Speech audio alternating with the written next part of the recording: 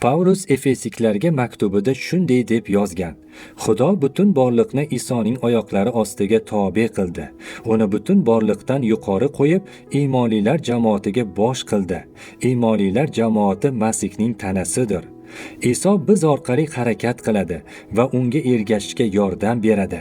U o'likdan tirildi. Shuning uchun endi biz ham ruhiy o'limdan ruhiy hayotga o'tishimiz mumkin. Qayta tirilish va yuksalish Masihning qudratidir. Bu qudrat jamoatda ham bor. Eski ahd davrida Xudoning huzuri ma'batda yoki chodirda edi. Endi esa muqaddas ruh jamoatdadir. Havoriy Pavlus axir biz barhayot Xudoning ma'batimiz-ku deb yozgan. Avval faqat ba'zi ruhoniylar va faqatgina yiliga bir marta Xudoning ma'batdagi huzuriga kirishi mumkin edi. Endi esa har bir odam Iso Masihning qurbonligi tufayli Xudoga yaqinlashishi mumkin. Hech Xudoning azizlari jamoatiga borib ko'rganmisiz?